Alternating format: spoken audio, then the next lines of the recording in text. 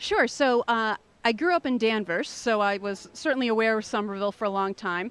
I went to Tufts University, so I lived in Somerville from 1994 to 1998 when I graduated.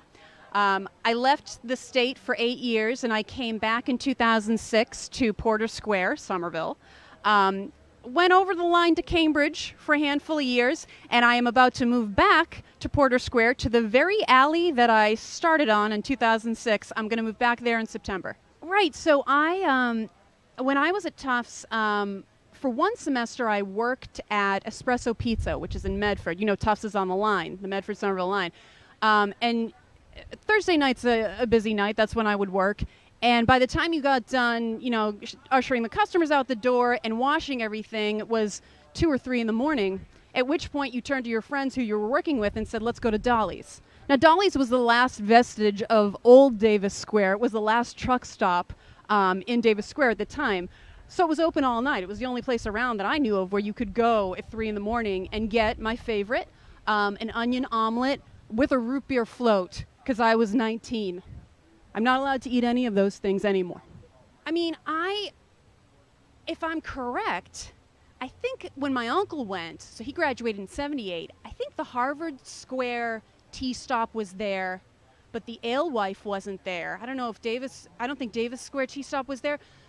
And those made such a difference to the evolution of what this place began.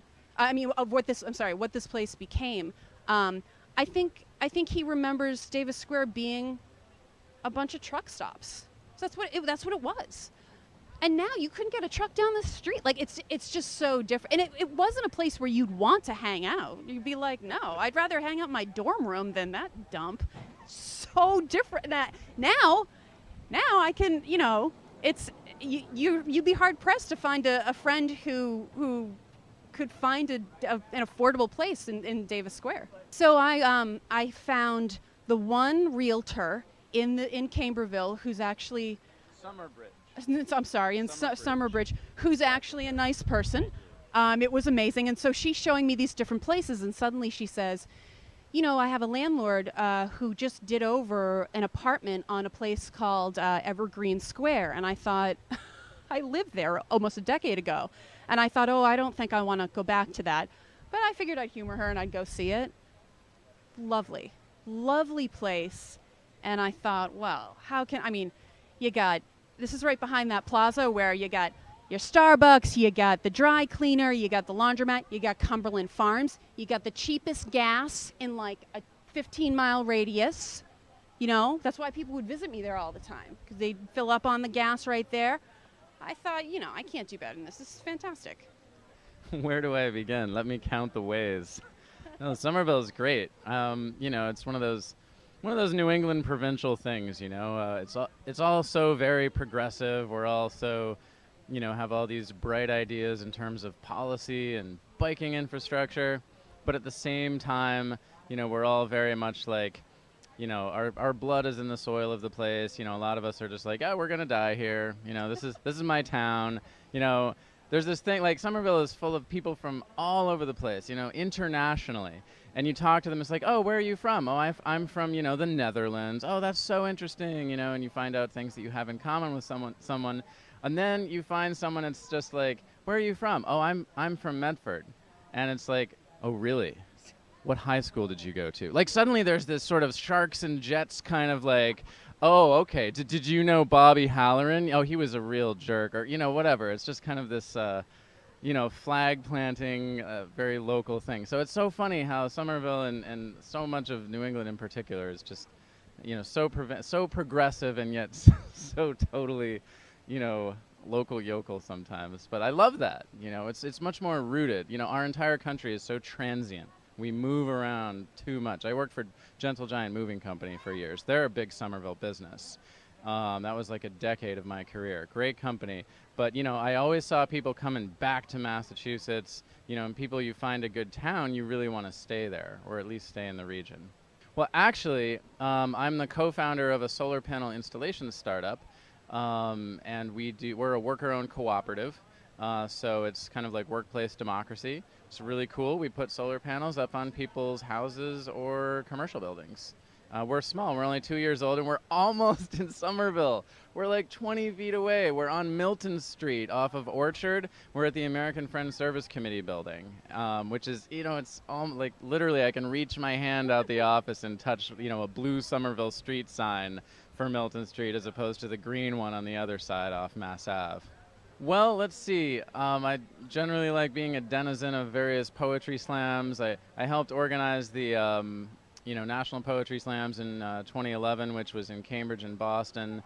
And then in 2013, the National Poetry Slam came back to the area, and Somerville was very much included in that. And that's a big national event. So the art scene in Somerville has been really, really excellent, and you can get some good spoken word stuff here.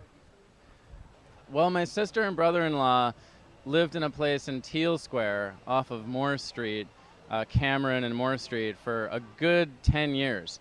And I was just a kid from, Action, Massachusetts, but they took out the letter I, which stood for interesting. So my sister, to sort of expand my world, would get me the heck out of Acton, Mass, and say, you got to come in, and, so I'm like, a little kid, and I'm learning how to use the T and everything, and we'd traipse around, Harvard Square back when, there was that place, the Tasty, and, Somerville when Dolly's was here. It was just different times. It was a little more gritty. It still has that sense of grit. I just think there's more bricky kind of crosswalks now. Just really, as soon as things change, you can see it happening. It's the brick accented sidewalks and crosswalks. And lights on the trees when it's not holiday time.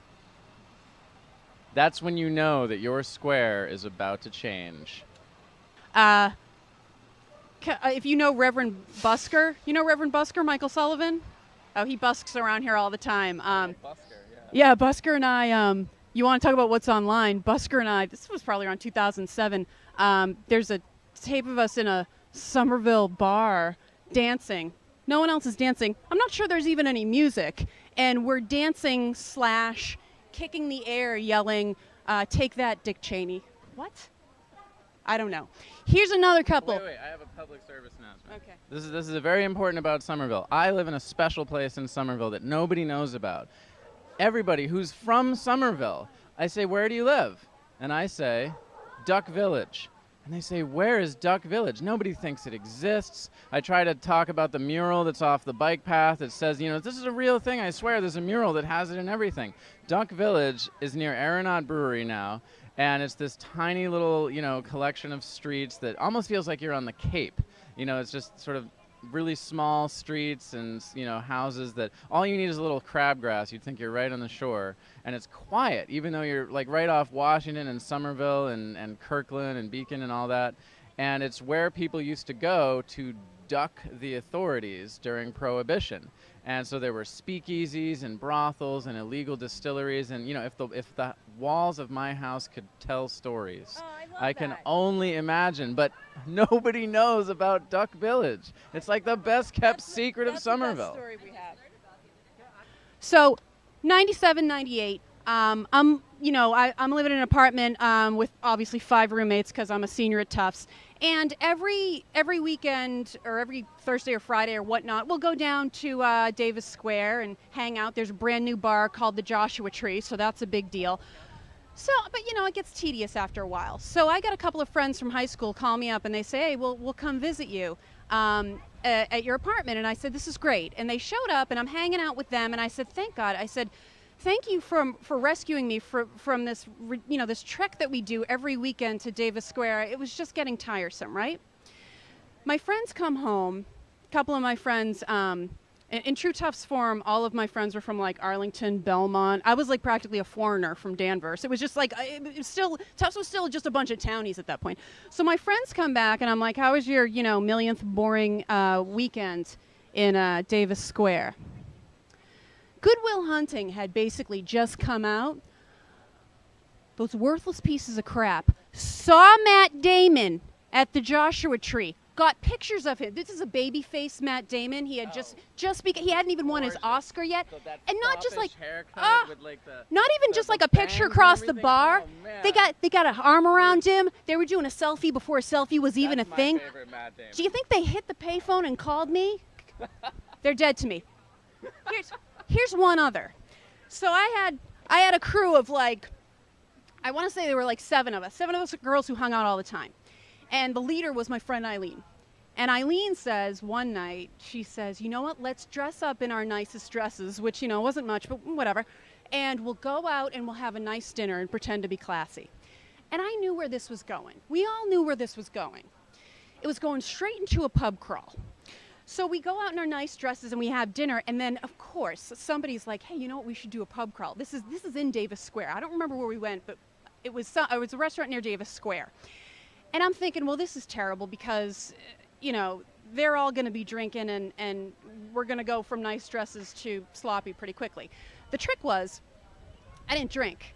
I was a teetotaler and am. So at the time there were 7, I think there were like 7 bars in Davis Square. Some are still here, some are quite different. Sligo, by the way, was a liquor store with 2 stools in it. Thank you. But so we had this. So we decided that each girl got to pick a drink and everyone had to drink it, and we would end at the Joshua Tree. But whenever they drank a real drink, I had to chug a Coke. And whenever they did a shot, I'd have to do a shot of Coke. I'm a little sensitive to caffeine. By the time we hit the Joshua Tree, now they've had a lot to drink, but they can really hold their liquor. The 6 of them are fine. I'm bazoo. I am so completely out of control. You can't even talk to me. Of all of us, why they allowed me to drive us home that night was the worst idea. Here's what I remember. I get up on a table. From your caffeine high. Yeah. Nice. I get up on a table on the Joshua Tree.